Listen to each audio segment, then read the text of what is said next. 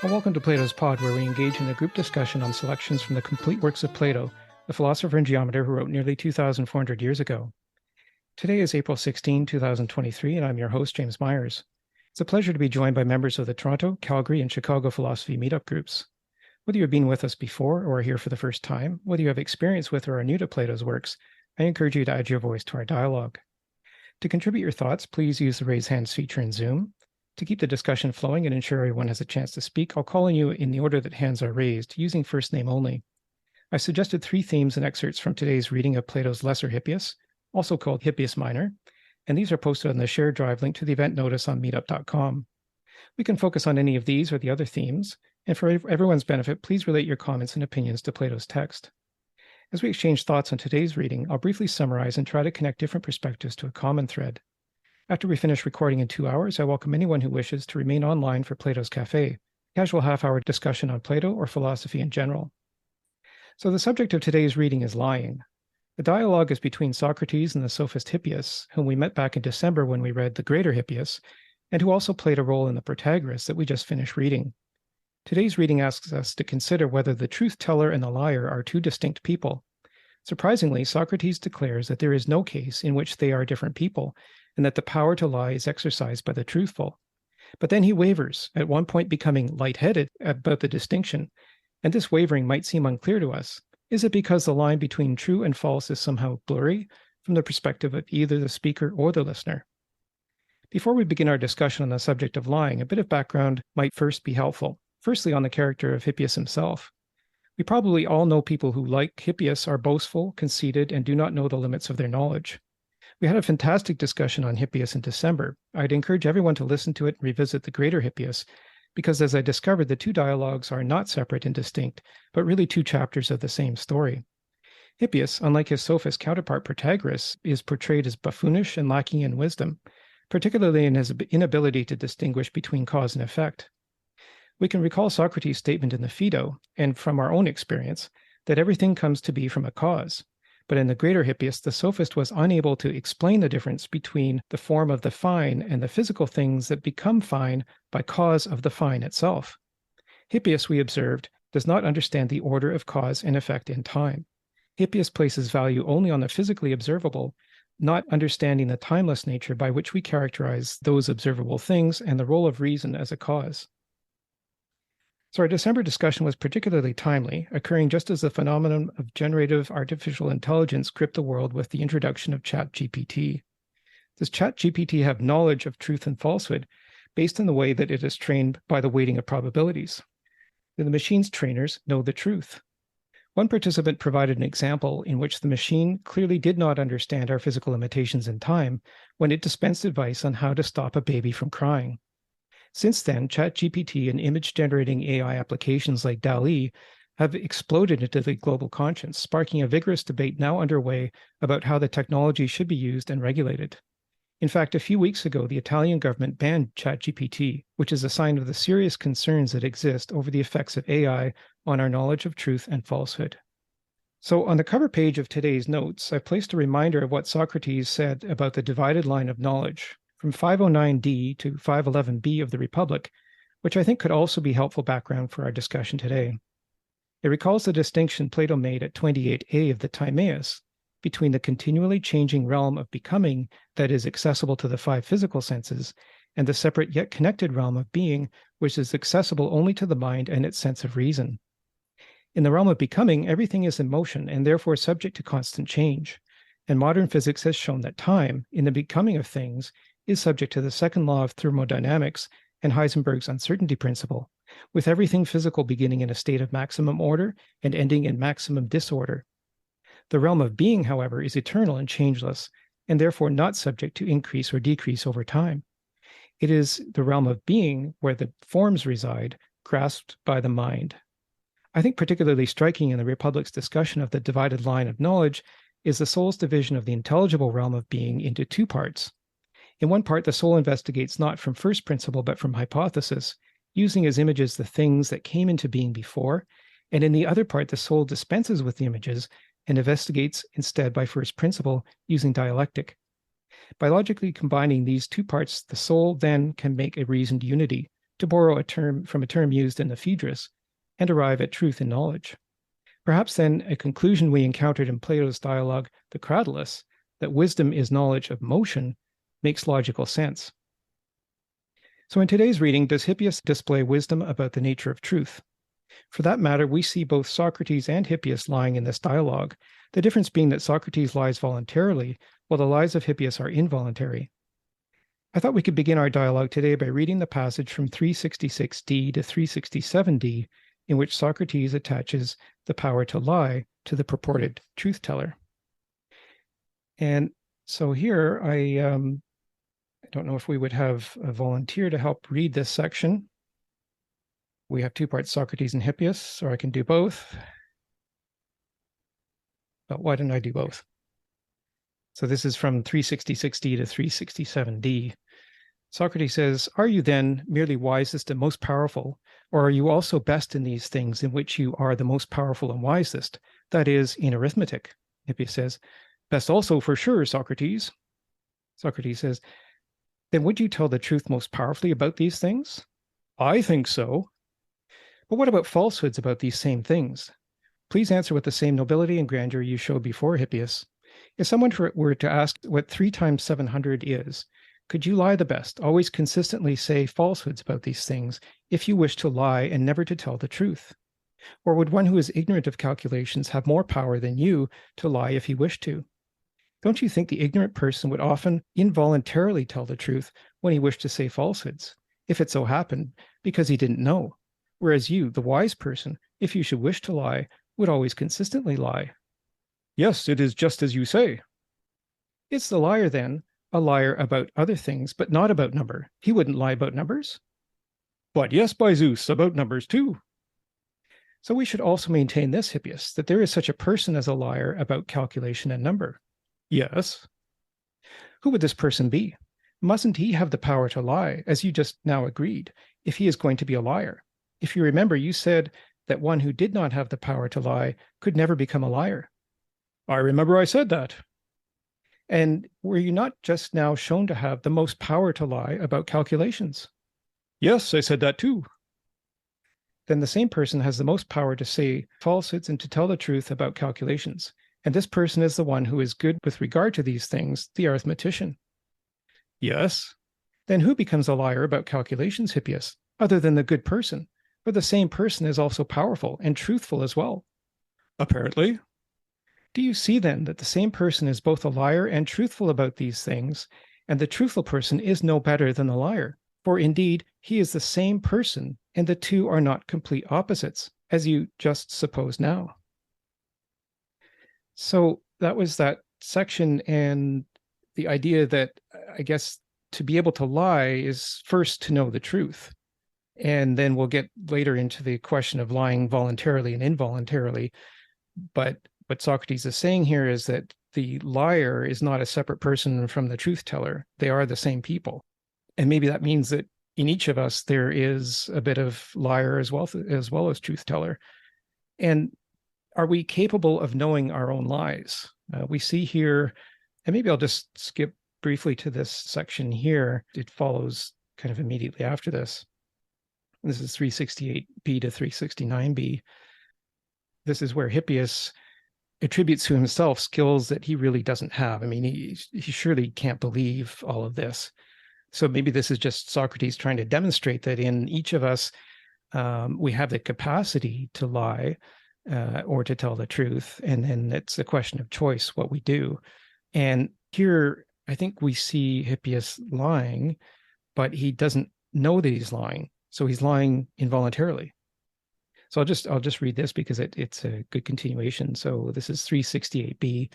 Socrates says, "Come then, Hippias, examine all the sciences similarly.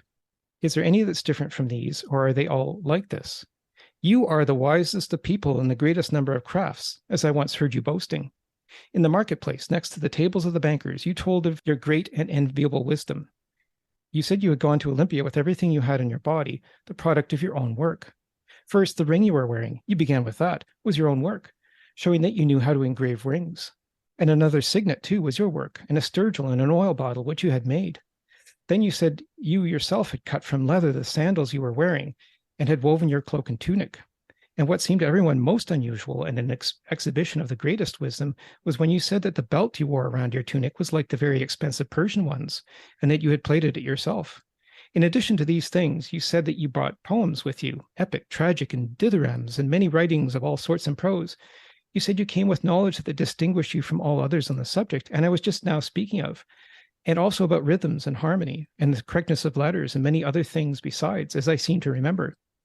But I've forgotten to mention your artful technique, as it seems, of memory, in which you think you are the most brilliant. I suppose I have forgotten a great many other things as well. But I say, look both at your own crafts, for they are sufficient, and also those of others, and tell me, in accordance with what you and I have agreed upon, if you find any case in which one person is truthful and another, distinct, not the same, person is a liar. Look for one in whatever sort of wisdom or villainy you like, or whatever you want to call it, but you will not find it, my friend, for none exists. So tell me. Hippias says, but I can't, Socrates, at least not offhand. And you never will, I think. But if what I say is true, you will remember what follows from our argument. I don't entirely understand what you mean, Socrates. Presumably that's because you are not using your memory technique. Plainly, you don't think you need it. But I will remind you, you realize you said that Achilles was truthful, whereas Odysseus was a liar and wily? Yes. You are now aware, then, that the same person has been discovered to be a liar and truthful, so that if Odysseus was a liar, he also becomes truthful, and if Achilles was truthful, he also becomes a liar. And these two men are not different from one another, not opposites, but similar. So the dialogue started with a discussion about Homer's Iliad, and Hippias makes the assertion that Odysseus was made by Homer to be wily and conniving and able to conceal and deceive people with his lies. And here, Socrates, after a little bit of maneuvering, has established, and I didn't go into that part, but he's established that Achilles actually told untruthful things. Achilles told two different people that he told one that he was going to leave, and he told the other one that he was going to stay. So he told untruth. He told different things to two people. So what do we see in this? Do we see in the world now people who are purely truthful, people who are only liars? And do we see people who try to establish themselves or assert themselves as truthful when they don't really know the distinction between truth and lie? Maybe it's the technology that we have in our world now that gives us many examples of different types of people. We have contact with all sorts of different types of people from all sorts of different perspectives. And, what are we seeing with what people are saying online or elsewhere? Kayla. I think that these are exceptionally dichotomous terms, right? Truth and lie. I don't think people can be that in the world. People can't be entirely one thing or not. Right. There's no possible way that duality can exist. Yeah. Yeah. And so I guess then does each of us contain at least the potential of lying as well as the potential of truth? Of course. Yeah. And I think that's an important point. And I guess Socrates elsewhere in the Phaedo, for example, said that everything comes to be in opposites. But that's every physical thing comes to be in opposites. The soul or the animating force in us is not a physical thing. So does one soul become truthful and another soul become a liar? And does that mean that those souls are going to be truthful and liars all of their lives? Or can one soul kind of waver between the truth and a lie? And this question of wavering comes up in this dialogue as well. And we'll get into that shortly. But yeah. So Brenda, your thoughts? I think it depends a lot really on what you're talking about. I mean, clearly, if you're saying, I see a tree right there in front of me, and the other person says, oh, no, there's no tree there. I mean, obviously, that's easier to figure out whether the tree is there or not.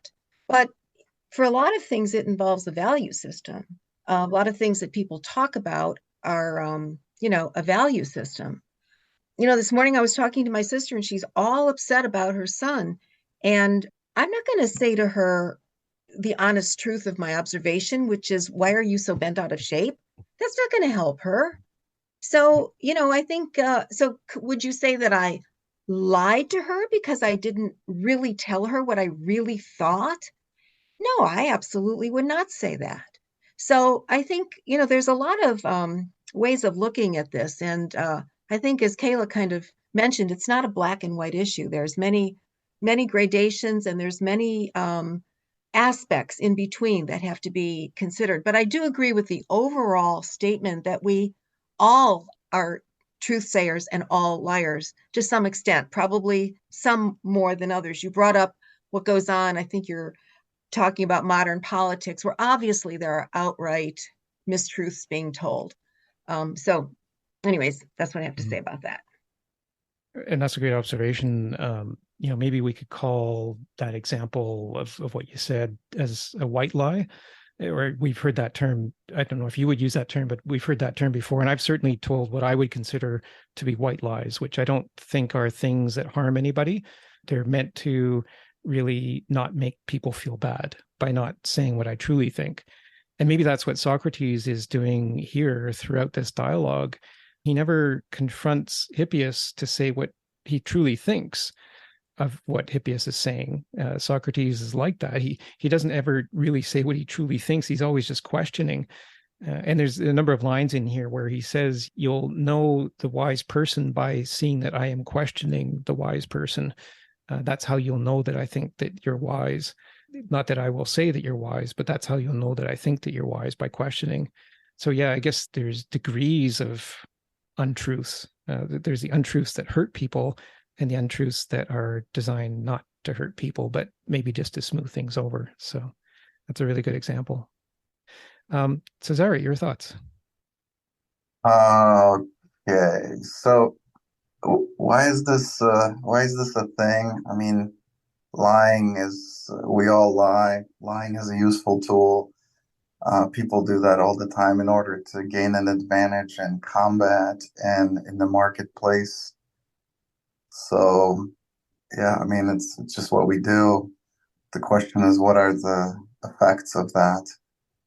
I mean, seriously, like military misdirection is all about deception, and every one of us will do that to survive in case of, being confronted by an aggressor, or sometimes being the aggressor. So yeah, I mean, lying is just so damn useful. So where's the problem here? Yeah. Why is this a thing? And that's a great question. And I invite everybody to contribute your thoughts on that question, because I think where we're going with this dialogue is the next part we'll look at is the question of who judges whether a lie is being told. I think that's an important thing, because, if as you say, there are lies all around the place, and it's just become part of our culture to do it this way, maybe part of the economic culture to do it this way, then the question is, how do we sort through these lies, and how do we gauge what's a lie, especially a harmful lie, versus the truth? And so the next section that we'll read, which is 373C to 374C, gets into that question of voluntary lying and involuntary lying. So voluntary lying is being a cause of untruth, whereas involuntary lying is being the effect of untruth. And so maybe to partially answer your question, it's the difference between cause and effect.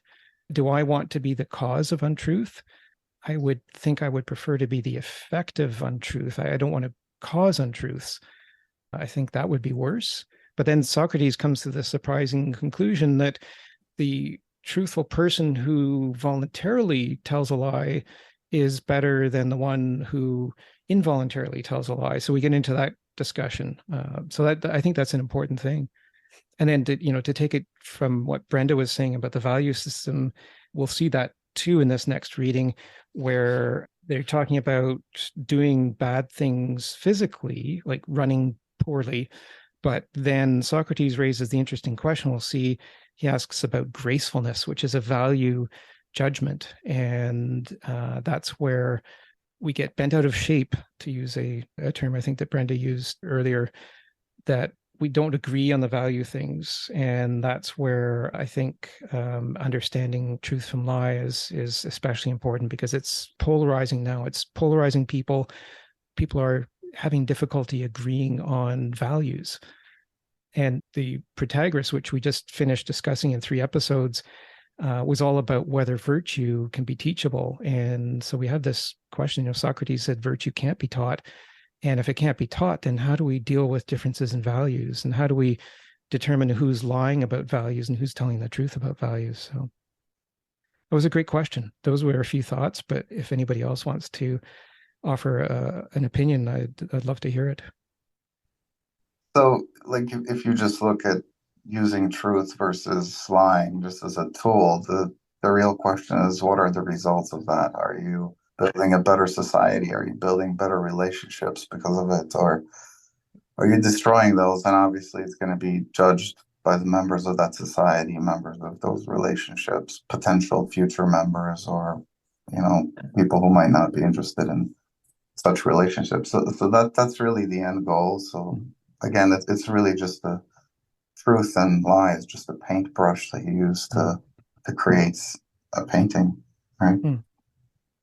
I think this is a utilitarian argument. Well, I mean, kind of, sorry. Is it all right if I speak up? Yeah, sorry. by all means, yeah. Yeah. So like I hear, I kind of hear what you're saying about like those are those are our paintbrushes that we're painting a picture with. But I think this exercise that Plato is undertaking is to strip away those value things, get away from what are the effects of the lie, right? Or the truth, which are these society building things or value creations or cultural whatever. We're getting away from that and trying to examine truth, and untruth to better understand those things regardless of their effect. You can extrapolate to a cultural level, sure, but if you don't have the understanding of what they are, at their core, then you're allowing your effect to determine your cause. Your end justifies your means. And so we're trying to, I think in the dialogue that's happening here in Lesser Hippias, we're trying to get away from, at least in the initial, removing some of those value statements to get just down to truth versus untruth or truth versus lie. That's an interesting way that you put it, to strip away those value judgments. And this maybe gets to the third theme that I've outlined for today, which we can talk about a little bit later, in the question of dialectic, where it's almost a meeting of minds. I use that term, actually. I was re-listening to an earlier episode, and I used that term before for dialectic, and it struck a chord to me today when I listened to it again, that maybe part of this is to see how we can reach a better understanding of each other's perspectives and to kind of strip away, as you said, those value judgments. So I think that was an interesting perspective, an interesting way of putting it. So Brenda, your thoughts? I just wanted to bring in the aspect of intention. Specifically wanted to address it to Kayla's friend there.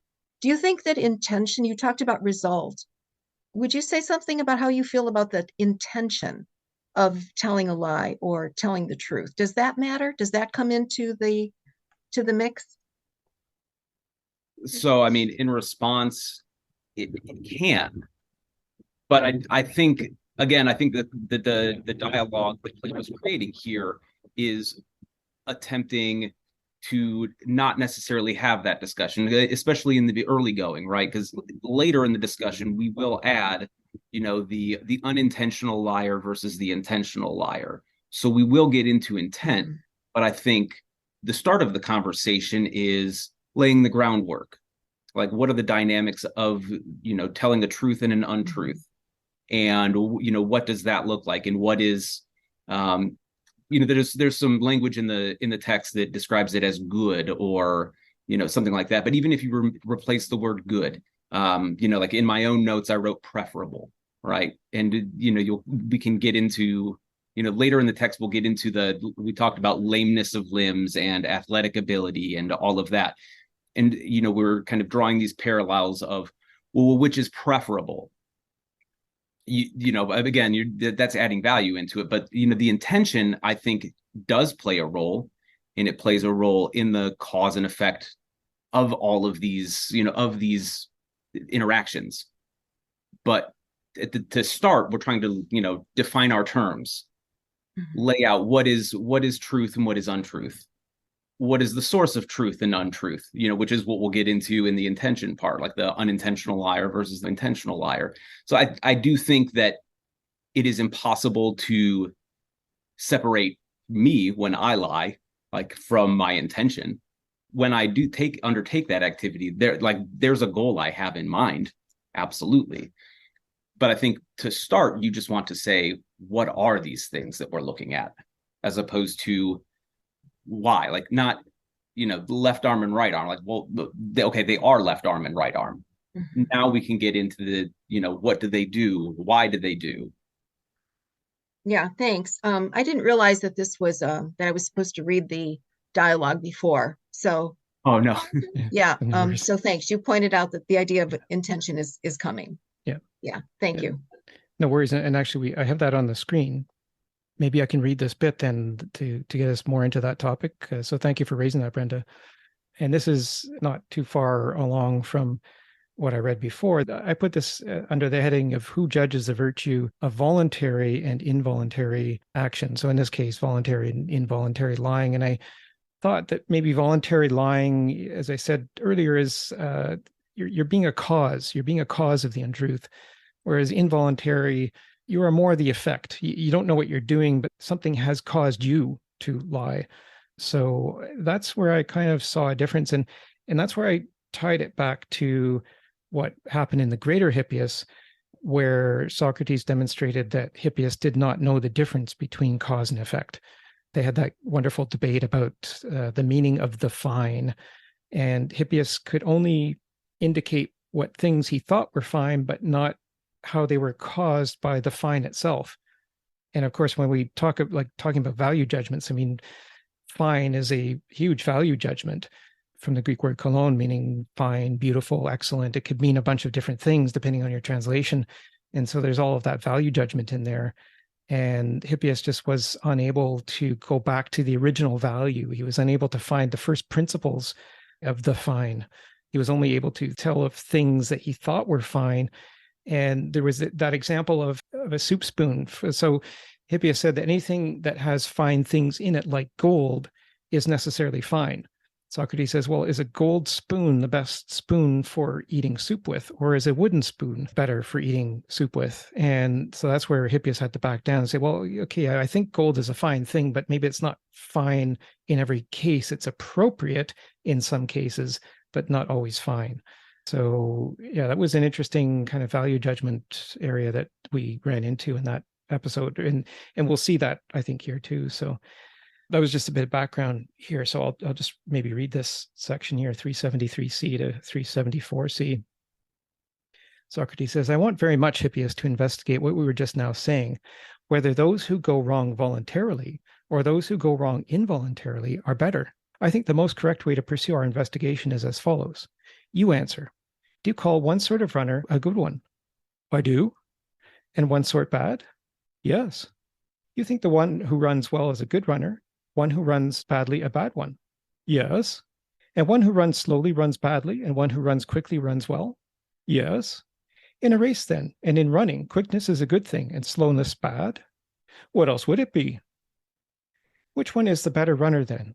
The one who runs slowly, voluntarily, or the one who does so involuntarily? The one who does so voluntarily. Isn't running doing something? Doing something, of course. If doing, doesn't it also accomplish something?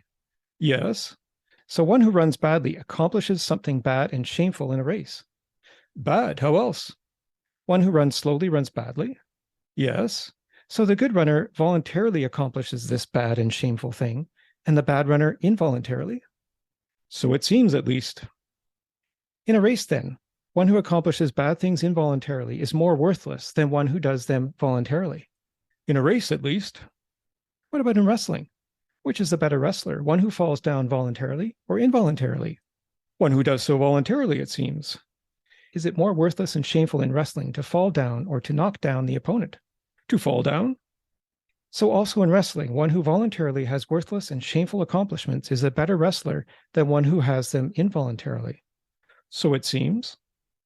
What about in other physical activities? Isn't the physically better person able to accomplish both sorts of things, the strong and the weak, the shameful and the fine? So whenever he accomplishes worthless physical results, the one who is physically better does them voluntarily, whereas the one who is worse does them involuntarily. That's how it seems to be in matters of strength also. What about gracefulness, Hippias? Doesn't the better body strike shameful and worthless poses voluntarily, and the worse body involuntarily? What do you think? That's right. So awkwardness, when voluntary, counts towards virtue, but when involuntarily, toward worthlessness. Apparently. So that was that section where, to bring in that question of value judgment, this word gracefulness, this is not a physical property that everyone would agree on. Everyone has their different view of gracefulness, what's graceful and what's not. And so Hippias goes from talking about physical results, which are easy to measure, like the winner of a race, the winner of a wrestling match. These are easier things to determine because they're objective. But here, Socrates then quickly takes it to a subjective matter, which is the question of gracefulness.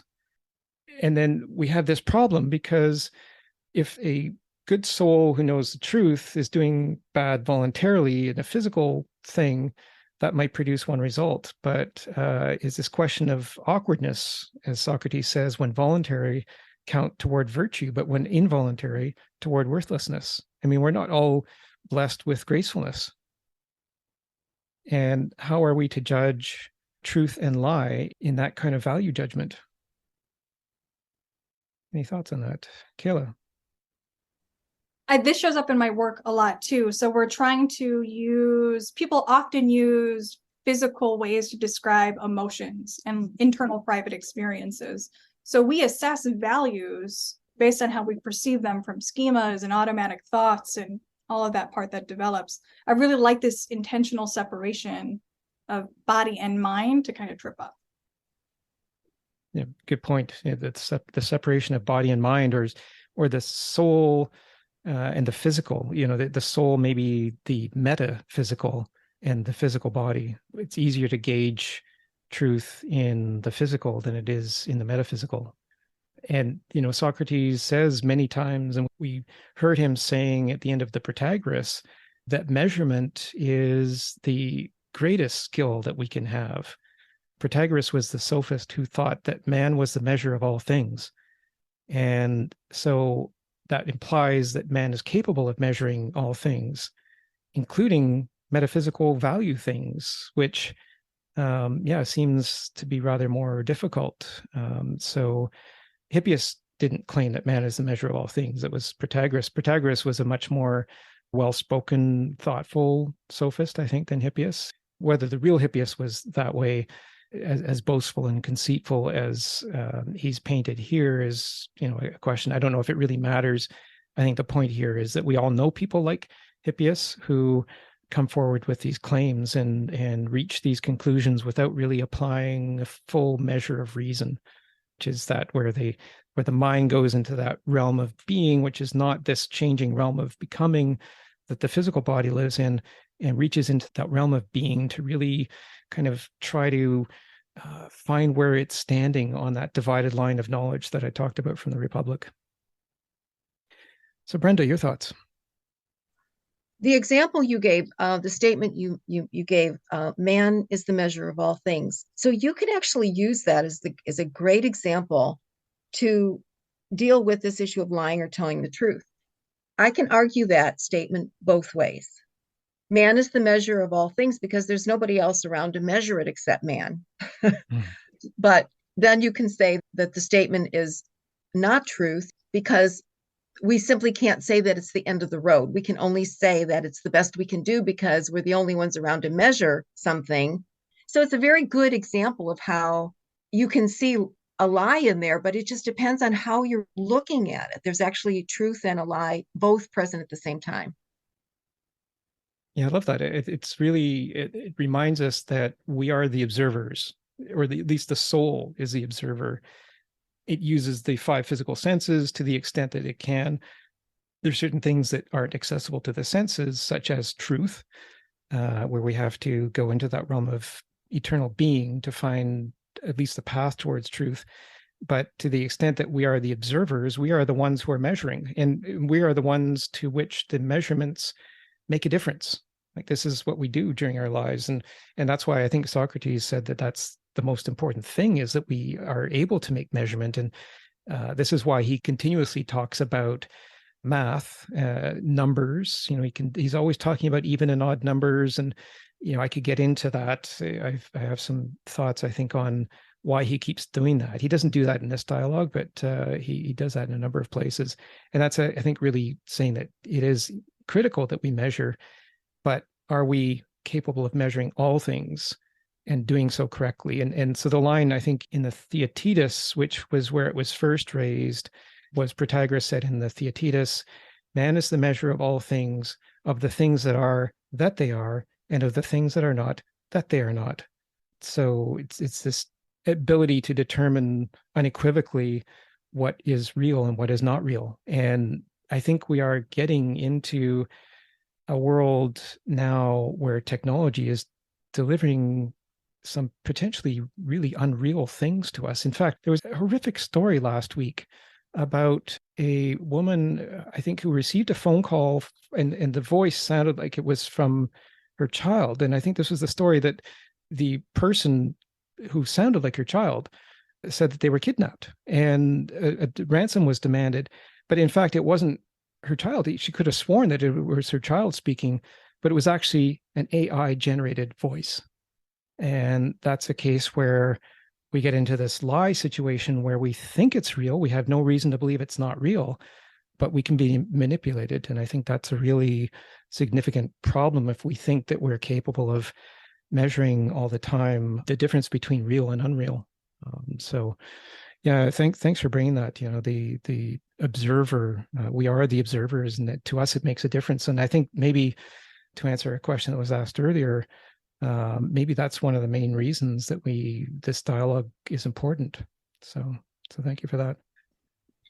So one thing I was going to say is, kind of as we move into these value kind of judgments here, we can now retroactively kind of go through some of those previous examples and apply our value judgments or our measurement capabilities to those previous examples, right? Like we can backtrack, since we've brought up gracefulness, but we can go backtrack to the wrestler, and we can say, well, the one who loses on purpose is the better wrestler, but we have a direct confrontation that we can see an actual outcome. And if the better wrestler loses, are they the better wrestler, whether it's on purpose or not? Because that's still a loss, right? And so it's kind of one of those interesting things where you're like, well, now that we're applying values, it muddies the water even further. Kind of how our now departed guest was mentioning kind of intentions and outcomes and all of those things. Well, now that we have outcomes, if you intentionally lose, you are still the loser. Like, you have still lost your competition, even if you are the superior. So, now that we've got value added into that, it kind of adds another layer that we can apply to those seemingly simple examples earlier in the dialogue. Mm-hmm. Yeah, for sure. And I think the word better itself is a value judgment too, right? So is it better that somebody wins, or is it better that somebody participates? Does losing or winning even matter? Maybe it's just the fun of the event. So better can be gauged differently by different perspectives. So again, I think that's a really good example of how we get into problems here, and how the intentions really maybe make a difference. Certainly, I think if you're truthful and you go about deliberately deceiving people with an intent to defraud them or an intent to harm them, then that's quite problematic. But then we have this issue that the truthful person and liar inhabit the same body, and how does one prevent the lies from hurting people, and how do others gauge whether they've been lied to or not, whether it's voluntary or involuntary? And there's actually really good connection to the conclusion of this it really speaks a lot about the nature of teaching and sophistry as it existed back then. But I think the nature of any teaching, I love the conclusion of this. And so I'm looking forward to reading that, because it definitely talks about how we get guidance from others in these matters. And again, to be very cautious about the guidance that we get from others. In the Protagoras, it started with the excitement of the young person wanting to see this great sophist and to learn from the great sophist. And Socrates says, well, be careful, be a knowledgeable consumer, because once you consume that knowledge, it stays in your soul. You can never get rid of it. It stays in your soul. And so we have to be very careful what we accept from sophists or from people we believe are wise. Are they really wise? And to go back to the Cratylus, that really interesting definition of wisdom as knowledge of motion, right? Because everything in the physical realm of becoming is in constant motion. It never stops moving. And so the five senses are gauging this motion, measuring this motion all about us. And what do they make of it? I think that's really understanding the connections between cause and effect. There is, for every motion, there's a cause. And for every motion, there's an effect. I mean, that's Newton's second law of motion. So I think that's, at least in the physical world, that's important to understand. So, And along with what you said about being careful what we accept from sophists, I think we also have to be careful what we accept from ourselves. So when we engage in something that, like the example I gave with my sister, I'm very careful I don't go too far, because I know I'm not being entirely honest. So I have to be very careful, just for the safety of my own soul, that I tread very carefully. That's what I love about Plato, is that he has that sense of the good, and he never sacrifices that. That's wonderful. Yeah, the true, the good, and the beautiful, and how they all fit together in Plato, I think is key. But I like the way you said that. To be careful to have the safety of your soul in top of mind, because you can be very easily led into these situations where one lie leads to a bigger lie, and then eventually you're just living a lie. So definitely understanding your own capacity, and certainly in what I read, that passage about Hippias boasting about all of these things that he could do. Well, could he really do that? Is he really being honest with himself? I think you really hit the nail on the head there, Brenda. Kayla.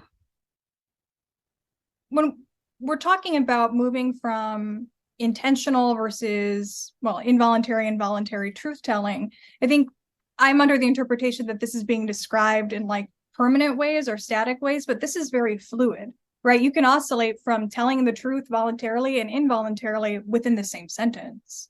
So I don't think that this is something that a person sits in and stays in permanently. We have a great capacity to learn and unlearn.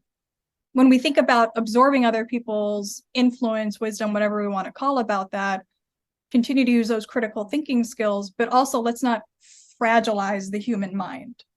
Yeah, I love that. Great capacity. Okay, yeah, that's all I wanted to say. Yeah, no, I love that. Yeah, just to learn so that you're at least able to distinguish whether you're voluntarily or involuntarily doing something, because we all do things, we think that we're being voluntary about it, but actually maybe we don't even give ourselves a choice. Maybe we wind up doing these things involuntarily, and others are really causing us to do this. And that's where we have to be careful about teachers as well, because teachers might teach us that, virtue is one particular way of doing things or thinking, and then we might just follow that, and we do those things. We think that we're doing them voluntarily, but maybe we're actually doing them involuntarily because we're following that teacher and not applying our own reason to it. So I think applying our own reason is absolutely critical. And Socrates, in the Meno, he kind of ends the Meno, which was a dialogue on knowledge as well, by saying, never stop to learn and to question. This kind of the one imperative that Socrates had. Socrates doesn't say you must do this or you must do that, but that's the one thing he said that you absolutely must do, is to continue to seek and to learn. So yeah, I think that was a great point.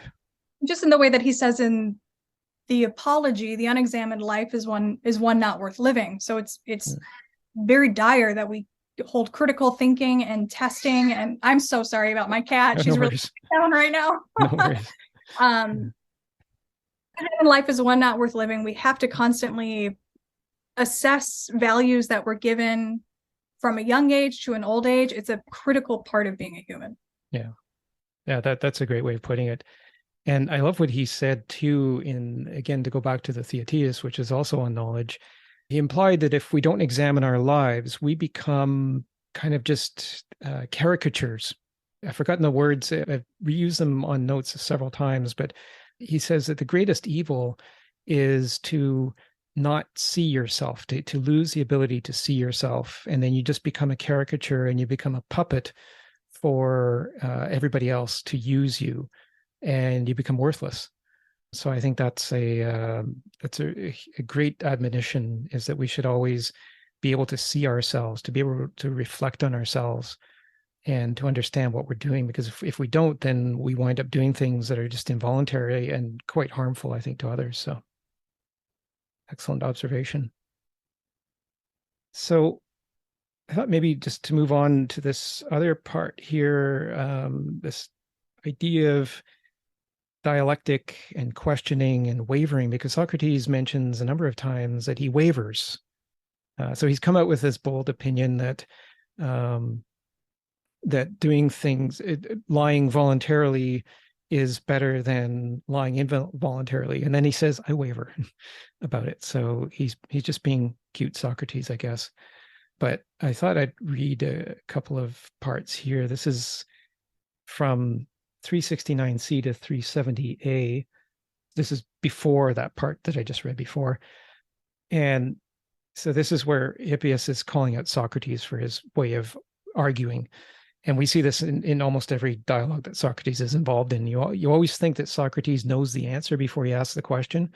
And people get upset with him, and they got upset with him enough that they wound up putting him to death for asking questions. So, but maybe you can ask questions in annoying ways, and so maybe he kind of annoys people here. So, so he certainly has annoyed Hippias with this, and so Hippias declares at 369c, he says, "Oh, Socrates, you're always weaving arguments of this kind. You pick out whatever is the most difficult part of the argument and fasten onto it in minute detail, and don't dispute about the whole subject under discussion.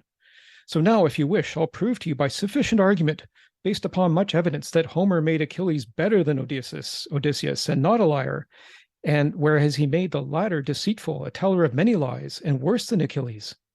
If you wish, you may then offer counter-arguments to mine to the effect that the other is better. That way, these people here will know more which of us speaks better." And just break there just to say that, here he's putting an appeal to the audience to determine the truth. So that was an interesting twist there. He's kind of saying maybe we're not capable of dealing with or determining the truth ourselves. We'll leave it to the audience. Socrates replies, "Hippias, I don't dispute that you are wiser than I." Maybe this is a bit of a lie here, right? "But it is always my custom to pay attention when someone is saying something, especially when the speaker seems to me to be wise.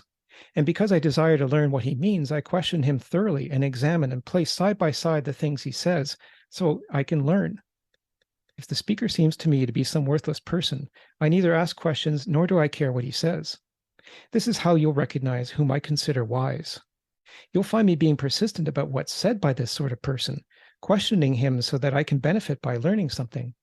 And so now I noticed as you were speaking that in the lines you just now recited, to show that Achilles speaks to Odysseus as if Odysseus were a fraud, it seems ridiculous to me, if you speak truly, that Odysseus, the wily one, is nowhere portrayed as lying, whereas Achilles is portrayed as a wily person, according to your argument. In any case, he lies."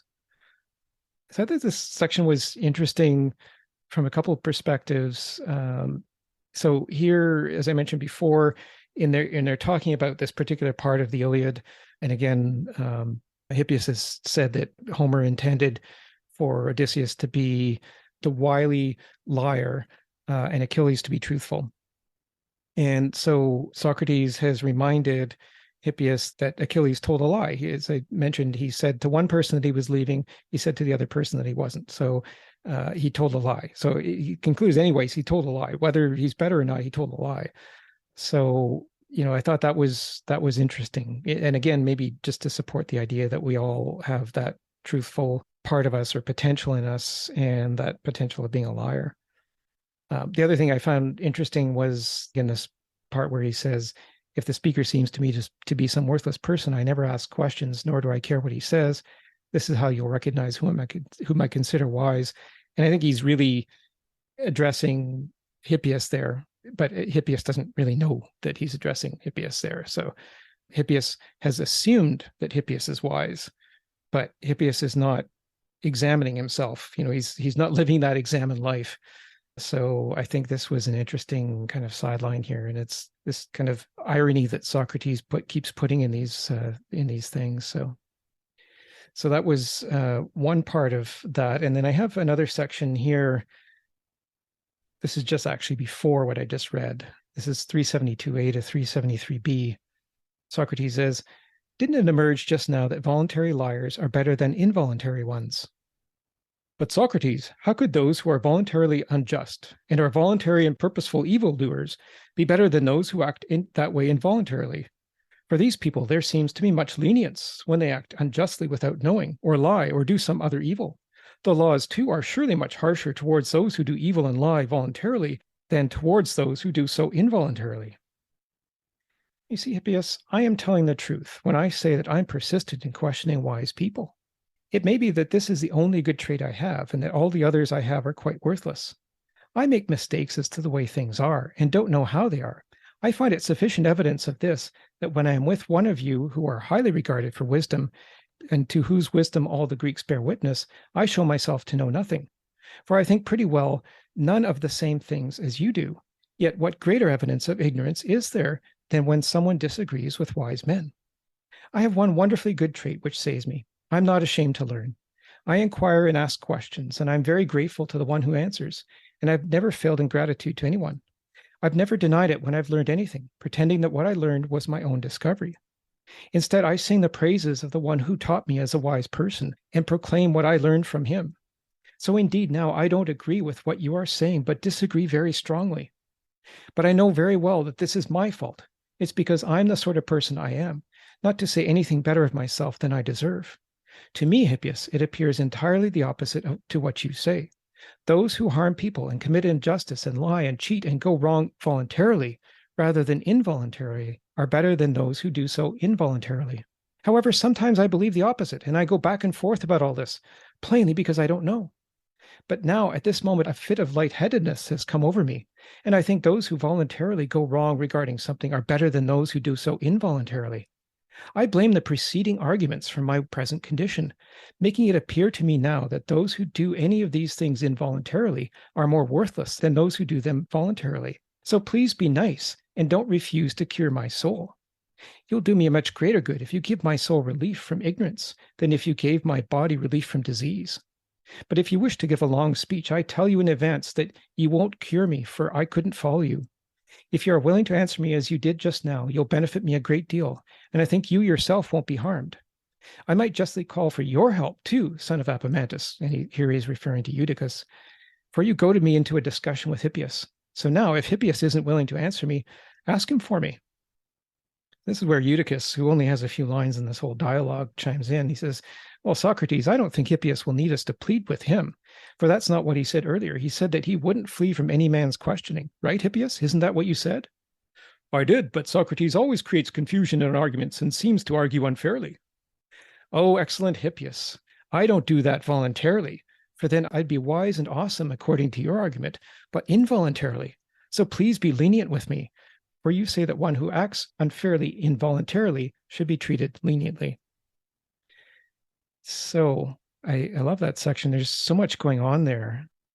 I don't know if there's any parts that particularly struck you as you were listening to it. I mean, Socrates starts off by saying he's telling the truth, which was an interesting statement given the subject of this dialogue. And then he claims that he's ignorant because he's disagreeing with a wise man. Socrates rarely says that he absolutely disagrees with somebody. This is kind of interesting. So, Kayla, your thoughts? How I took this is that Socrates is maybe gently, maybe not gently, highlighting that he's not being a good sportsman, around this. You know, if you can't hold your premise down and your premise keeps getting, the loopholes are being discovered, this is what's going to happen. So if you're unable to be consistent and if you keep moving the goalpost, that's why these questions are going to become more intense. Like that, keep moving the goalpost. Yeah, that's an interesting way of putting it. And I think they've moved it so many times in this dialogue. It's and maybe that's why he keeps saying that don't be long-winded. And that's Right. something that Socrates said in the Protagoras several times too. He kept saying to Protagoras, don't be long-winded because I won't be able to follow you. And here he says, I won't be able to follow you. I mean, yeah, and you know, it's actually interesting here that I'm just looking for it. This part here, he says, I blame the preceding arguments for my present condition. In other words, for his potential confusion on this. So he's listened to the arguments of a wise person or somebody who purports to be wise or people hold to be wise. And that form of wisdom has brought him to this conclusion, which he seems to admit is conflicting with something that he doesn't think is right necessarily, but it is conflicting with that. And it's that somebody wise has put forward this argument. And maybe this is where Socrates is continuing to do his voluntary lying, whereas Hippias doesn't realize that he's lying sometimes. So Hippias is actually the one who's involuntarily lying, and Socrates is kind of voluntarily lying. Hello. So this time it's Clay. Right. But yes. Well, I think this is kind of one of the interesting things here is, you know, he says like, all right, well, like I've listened to this wise person, like you were just saying, and I'm finding conflict within what I thought I knew. And so I ask clarifying questions, right? And like he gets this, and I feel like this, and there's a segment that you read earlier, if it were put into film, for example, like there would be physical tension. Like I think in this time you would see Hippias upset. Like you can kind of infer it from the language used. And here you see Socrates kind of placating, like, well, I only ask questions to those that I think are wise. Or please don't be long-winded, or we don't want to go to this great oration because I don't want this to be about who is a better orator. I am trying to understand your point. And there are pieces of what you're saying that don't make sense to me. So let us examine them together. And I think it's an interesting approach, and especially because we were in this section that was subtitled something along the lines of dialectics, right? So we got dialectic, questioning, and wavering, right? And it's just well, yes, of course, like we have this dialogue, we are doing this back and forth, and the purpose of this is to get to a point of greater understanding. That's the purpose of the dialectic, is to have these things which seem to be in tension and come to a resolution. It's like what am I trying to say here? Almost like an allegory for the dialectic itself. I like that. It's, dialectic is, the way I always interpret that is it's looking for the first principles. And so when Socrates says, I'm persistent in questioning wise people, he's looking for the first principle. He knows that he can never fully grasp the first principle of everything. None of us can, but he's looking for direction in finding that first principle. And that's why he's questioning. And I like what you said about the physical tension. I was sort of witnessing that in my mind as well, and thinking again back to the Protagoras. There's a great section in the Protagoras that we covered where Socrates asks a series of questions, and with each question starts to get closer to the truth, and Protagoras starts to get more and more frustrated to the point where Socrates makes a statement and Protagoras just stays silent. He just doesn't answer. So I think this is what Socrates does to people, and maybe that's why some people didn't like him. So, but it's difficult to accept those questions, I guess, especially if you're not willing to examine your own life and not willing to admit where you don't know the truth. Admitting that you don't know things, like the Oracle at Delphi proclaimed Socrates the wisest man alive, for he knew one thing, which is that he knew nothing. And maybe that's partially what Socrates is doing here, is he's just trying to say, well, you have to we all need to start from the perspective that we know nothing, and then question each other to find out how much we truly actually do know.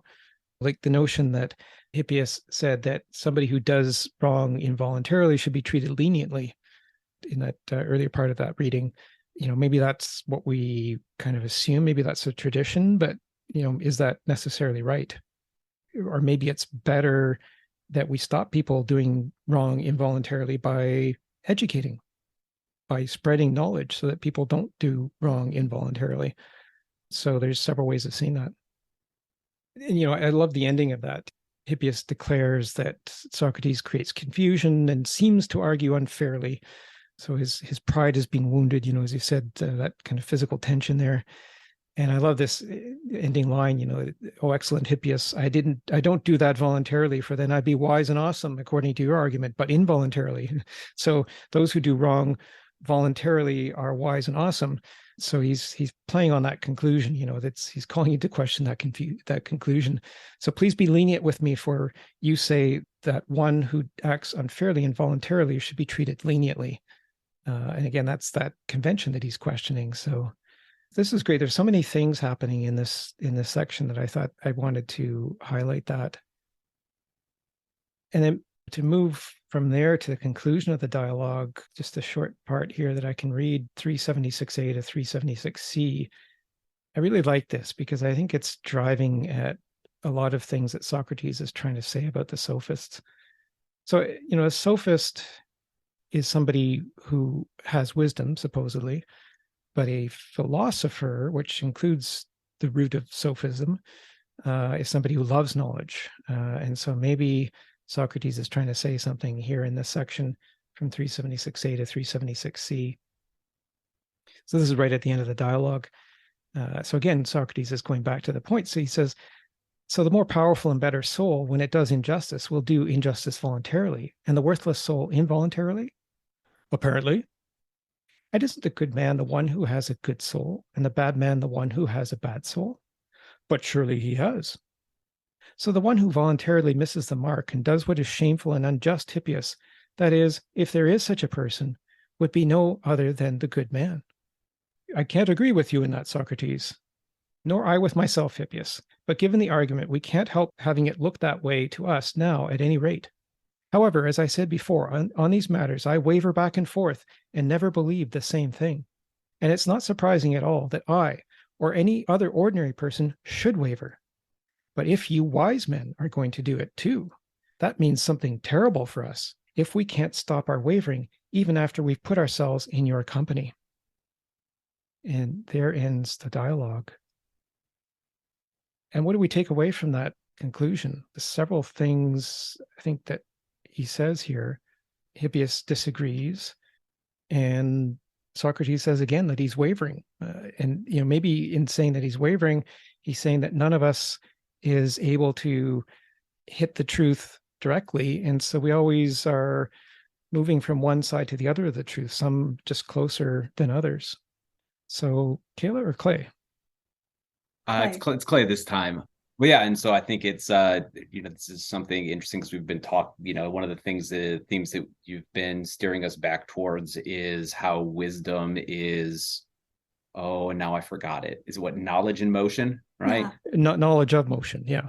Knowledge, okay, yes, knowledge of motion. But that's how the educational process works, is it is in motion. We can't stop our wavering. Well, of course you can't, because you are constantly in a state of motion and taking on additional information, new information, questionable information. And so you're always kind of in motion in that sense. And so that, that your opinion or conclusion might be wavering is not a surprise if the way that you reflect and question and discern is something that you can fall back on. Yeah, absolutely. It's and so maybe you're saying that knowledge is not a static thing. Yes, absolutely. Knowledge is continuously changing because the things that the observer sees are also continually changing. So it's the observer who generates knowledge, and the observed is always changing, and so knowledge would always change, right? Correct. Yeah. Yeah, that's kind of what the thought process was there. And again, kind of, with the idea of motion happening and the dialogue taking place in this particular transcript, we've got, this truth and untruth. Well, also in motion, right? Because even if you just take your base characters, when you take Achilles, well, when Achilles introduces himself the first time, there's an episode for him to tell a truth or an untruth. And that progresses with every instance that Achilles is on the page, as it were. And the same is true for Odysseus, right? So like it's an interesting idea to have this conclusion of one is a liar and one is not, when each one of them is confronted several times throughout their texts as having the opportunity to be either of those things. Mm-hmm. And kind of the motion of that. And it's like, well, which portions of the movement or motion are we taking as this person being a truth teller or a teller of untruths? I love the way you put that. Which portion of the motion? Yeah, that's a really powerful way of putting it. Because if we're all wavering around this one point, then we're sometimes in the truthful part of that divided line, maybe, and sometimes we're in the untruthful part. And the question is, how do we know which part we're in, which is the title that I put on the cover page. Yeah, I really like the way you put that. And I think, too, here he's calling into question Homer. Plato is not a friend of Homer. He not mocks Homer, but he is continually picking apart what Homer wrote. And so I think he's trying to say that it may be poetic license to think that somebody is just a liar and that somebody is just truthful. But here Socrates is trying to see through that poetic license and to see the reality of it. So we might believe in the poetry just because it's beautiful poetry and it's, a compelling story, but we need to not let the poet necessarily teach us and apply our own reason in understanding the characters.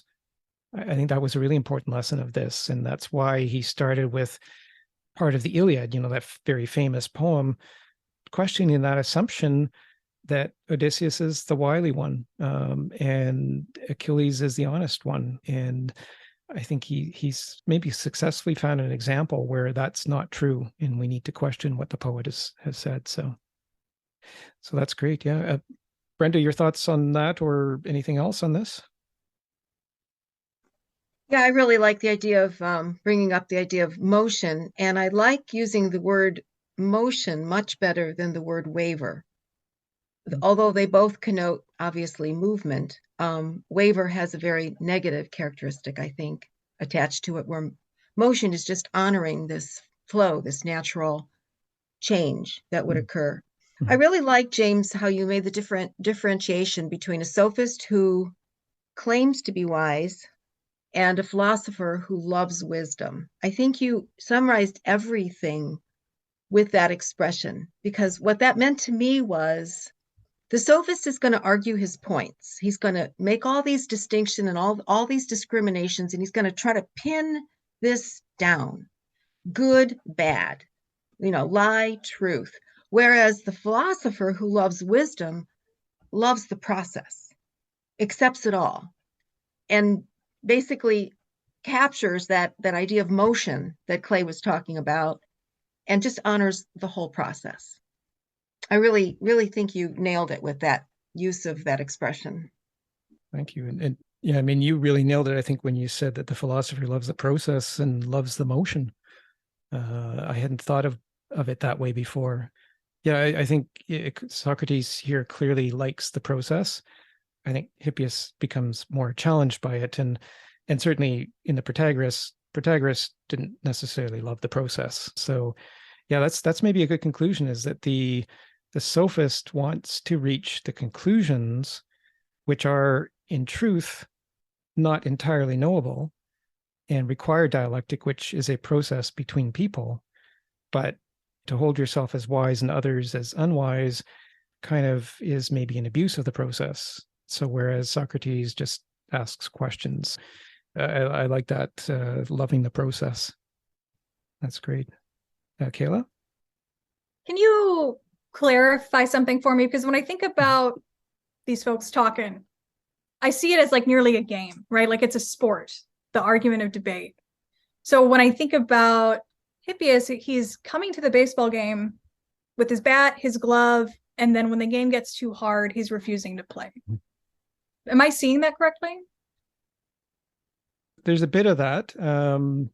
Yeah, certainly where Hippias complains that Socrates argues unfairly. He complains that Socrates creates confusion. Well, Hippias, here's this wise man. I mean, he's helped himself to be the wisest in everything. And so why would he be confused by Socrates? Like that just doesn't make sense. And so that's almost an admission that he's lying about his wisdom. You know, that somebody that wise wouldn't be confused by questions, that somebody would love questions. But, you know, maybe as Brenda observed, it's not loving the process. And the process is one of dialectic that Socrates is continually trying to generate. And I don't think Hippias anywhere acknowledges the benefit of dialectic, because he thinks that there's no further wisdom that he has to add to himself. He has reached the perfection of wisdom. And, you know, maybe he's being a caricature here, but, you know, I think we know people like that who think that they are the absolute embodiment of wisdom. I think we see some maybe politicians now who think that quite, you know, humorously and maybe tragically too. So yeah, I think, you know, hopefully that addresses the question. Just, you know, to pull all of this into a modern context, and I don't know if there's any thoughts on the current situation that I mentioned in my introduction about technology and GPT-3, especially in terms of understanding whether we are seeing truth or lies. You know, here we're reading a dialogue that was written 2,400 years ago, and, you know, the world was very different then. They didn't have ChatGPT, but now that we do, and we think that, or some people think that they're wise enough to be able to program a machine produce truthful answers to questions, which they can't predict what the questions are. You know, is there any truth in this ancient wisdom? And, you know, again, to go back to the question that Cesare asked at the beginning, what's the point of this? Is this just an esoteric discussion? Are we resigned to accepting that there will be a slew of untruths from the speed of technology? Or is there anything we can do about this, especially knowing or having heard what we've heard in this dialogue? So one of the things that we had talked about, we kind of mentioned this before we started recording it. I think we can also kind of plug ChatGPT as a character into this dialogue. Like ChatGPT can take the place of Hippias in this dialogue, right? Presumably someone is using it as a resource, or it is delivering information to you. Like, so it is your source of information, right? Like it is the person who just gave a lecture. Well, now in order to interact with it, you have to interact with it in this way, right? It's a great stand-in for the sophist. The sophist is the traveling person who holds knowledge and will teach you for a fee, right? Well, ChatGPT is this holder of knowledge that will answer your question. Well, okay, that's fine. You can answer my question of is Achilles a good guy? Who's the better hero, Achilles or Odysseus? Or okay, well, now we have to go through and examine. Like it's knowing how you came to the conclusion. You know, there's theories on how do you create correct thought, you know, and there's been a number of thinkers over the years who have had theories and processes for creating correct thought. And I think that that's a question that, you know, is also poised by, you know, the idea of what ChatGPT is or even pretends to be. Also, if something is, for something to lie, does it have to be sentient?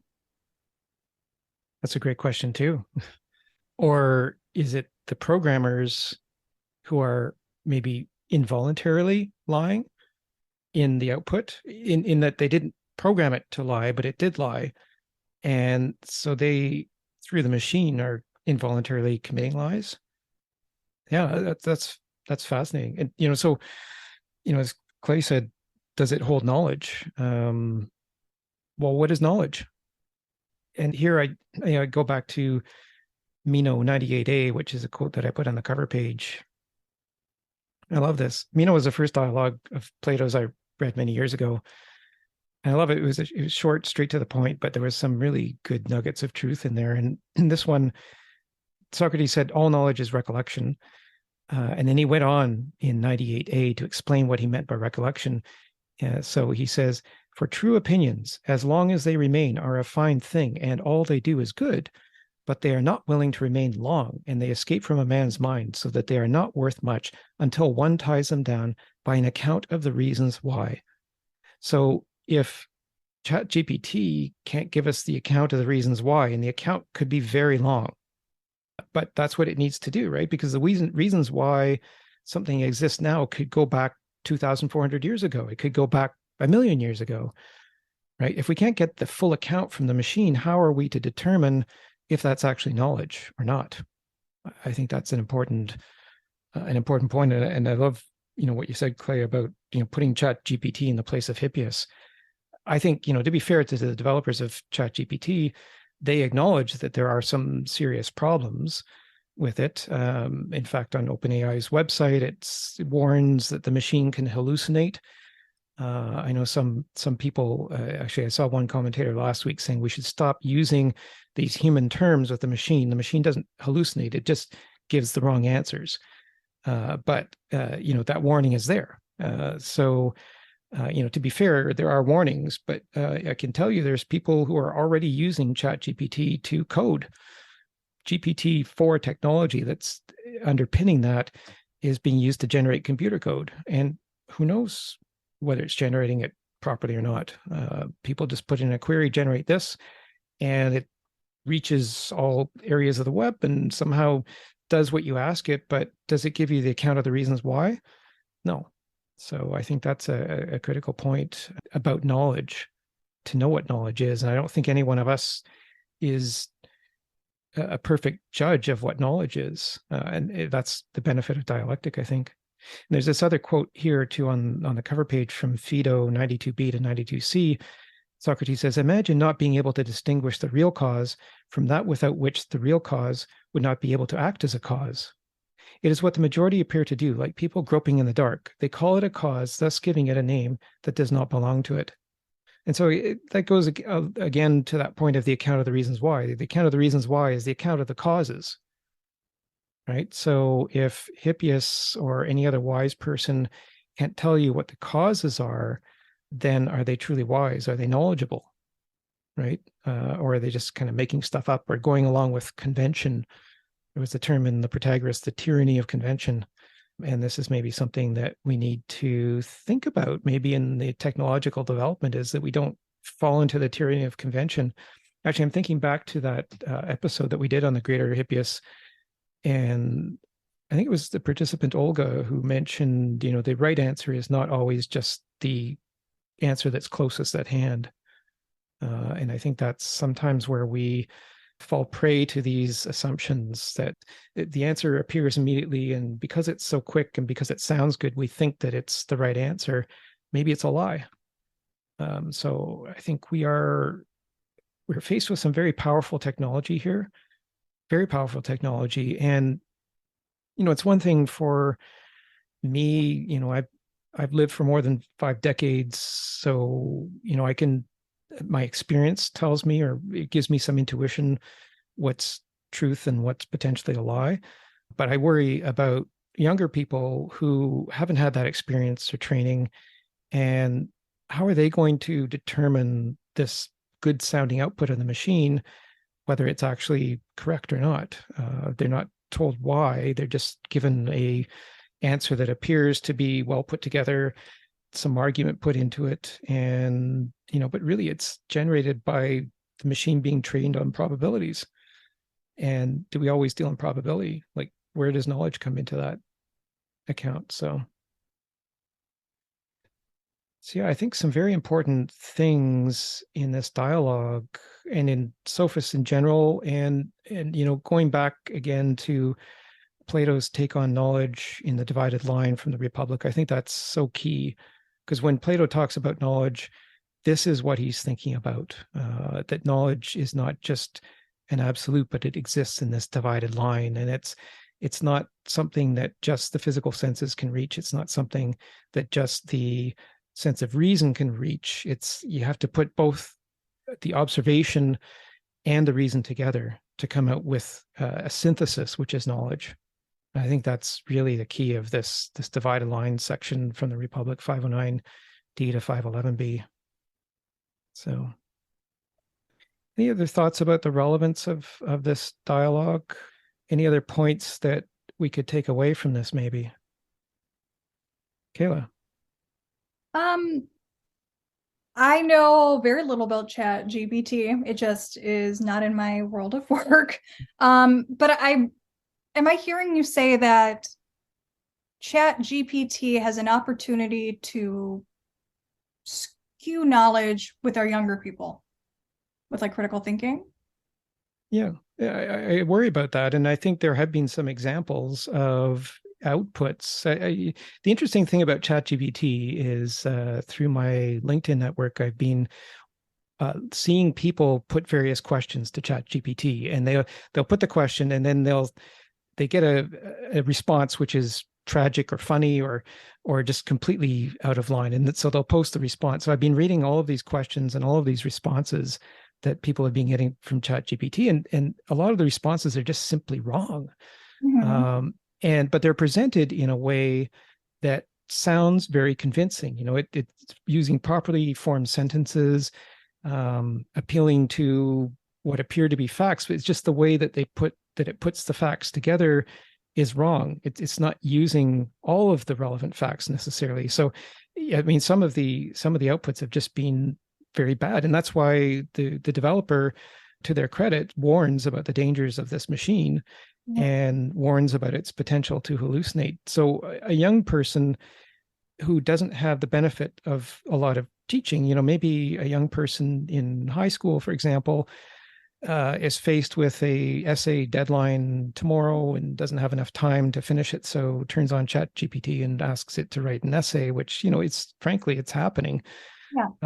And doesn't look at the output because it sounds like it's right, hands it in, and first of all doesn't get the experience of putting knowledge together themselves, but also is not using that critical skill of actually knowing the facts enough to know whether what they have just passed off to be their own is actually true.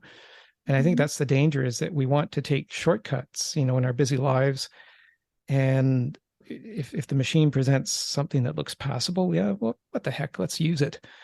And then we start down that slippery slope, where we let it do all of our thinking for us. And maybe it's just going to become a feedback loop. The more we use it, the more its outputs are going to become its inputs, right? So that's what I worry about. Opportunity to feed in on itself and reinforce errors in the algorithm. I've worked with high schoolers. I've definitely worked in the schools. It's what I'm seeing it as is it takes this opportunity of what humans would do to other humans to con and scheme and manipulate, but at an expedited level. Regenerating someone's voice for, ransom, like you were saying, what you were saying earlier, they had voice box machines in the 70s that would do that. So it's just taking the regular human harm, but at a more intensified, like just at a quicker, more accessible. In terms of academic rigor, if those kids don't want that, then in a college setting, that's going to be impacted, right? Like you have to be able to have a conversation. Yeah, absolutely. And I actually know somebody who is currently marking at a university and is marking essays, and said that, starting in the past few months, has started to see essays that are not structured the way that particular student would have structured the essay. And any other plagiarism would show the same thing, though. Yeah, exactly. But, it's clearly there's, the terminology and the structure used is not the student's normal terminology or structure. And then he says, sometimes the student tries to insert their own thought, but their insertion is clearly different from the rest of it. So there's definitely that part. And, I've heard some commentators being concerned that ChatGPT, especially in a political context, in an election context, could be used to generate a complete barrage of propaganda. It's already happening, right? Yeah. That's already happening for Yeah. years and years and years. Yeah, but what it does is it takes out the time and the cost of a human generating this barrage, and the machine can generate the barrage 24/7, and the person asking it to generate the barrage can ask it to generate a different barrage for different listeners, for different recipients, and then the question of truth and lie in the whole political process becomes very suspect. So there's all of these questions that need to be answered, and maybe as frightening as some of these prospects can be, maybe it's a good question that the machine is now here, the warning is there, because honestly, people are starting to ask, really, what is consciousness? What is knowledge? What is true? What is false? We're seeing all sorts of fascinating questions that people are putting to the machine. All of a sudden, it's causing them to think about their own thought processes, which I think is a good thing. Yeah. And yeah, I mean, hopefully they can arrive at a good conclusion where, maybe the machine and the human can coexist. And I think that may be the ideal, if we can find that kind of solution where the dangers of untruths there's guardrails for that, and that we're able to manage this technology, because the machine is certainly faster and far more powerful than the human mind. It doesn't mean that the machine is smart or intelligent. I think we still have that. Yeah. Yeah. Yeah. So. Yeah. And to kind of piggyback on that, and again, I'm not as familiar with the source material. So when we're talking about, kind of the epic poems, but it is my understanding that the characters mentioned in the debate are characterized as such by Homer. And so we are currently debating, the ChatGPT and its, ease of spreading misinformation or outright lies. But that's the exact dialogue happening in this writing, is that we have this traveling merchant of knowledge who can more quickly disseminate information to a large number of people, and for a profit incentive, and putting that to the task. So I think it's a kind of just an interesting thing that we can kind of see how we have or have not invested in, or we are having this conversation. We're not the only ones having this conversation. And so I think it's interesting to see that this 2,400-year-old conversation is something that is still relevant. Yeah. As it was, I think it will always be. It's and one of the interesting things too in Plato, I think it was in the Critias, the Critias, the dialogue about Atlantis.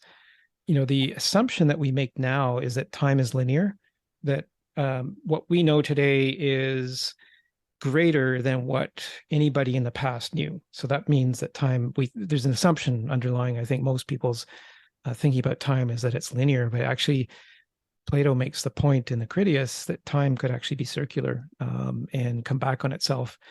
And maybe this is what we face with technology, is the danger of creating feedback loops.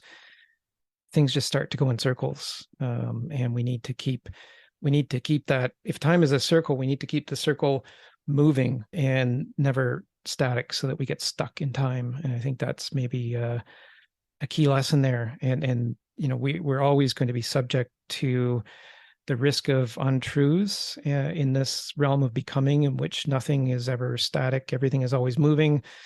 We can never be certain about anything because of Heisenberg's uncertainty principle.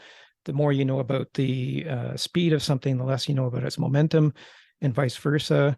That's the uncertainty principle. There's Gödel's incompleteness theorems. We can never, there's never no such thing as perfect knowledge. And so it's a question of how we find knowledge together. But, the technology shouldn't be used to divide us. The technology could hopefully be used in a way that would bring us together, that would that would make that process of dialectic effective. And maybe, in the way that the technology is being used in, so-called social media, maybe that's not doing dialectic in an effective way. But maybe we could use the infrastructure of this technology to do something effective and actually bring people together and bring us closer to knowledge. It's just maybe a question of mindset with our technology. Do we let this do we let the motive of generating profit always supersede the motive of bringing us together and to find the truth in knowledge? So yeah, that's I don't know if anybody had any other thoughts on the dialogue itself, or the relevance of it to today. It's actually been a great discussion. You're really good. I think we found some very interesting points together. Certainly things that I hadn't thought of before. I really did like the idea of putting ChatGPT in the place of Hippias or any of the sophists and seeing how that would play out. So maybe that's something we could do as an exercise sometime. So I wanted to thank everybody for being here. It's a great discussion. We will resume in 2 weeks, and we'll start with the symposium. I thought we would do the symposium in 3 episodes. This is the dialogue on love, but all sorts of other questions related to it. So I thought we would do it in 3 parts. So we would start maybe with roughly the first third, which would take us to section 189, just at the point where Aristophanes is brought into the discussion. So if we could do that next time in 2 weeks, and certainly anybody who's been here today is welcome to join, as well as anybody else listening.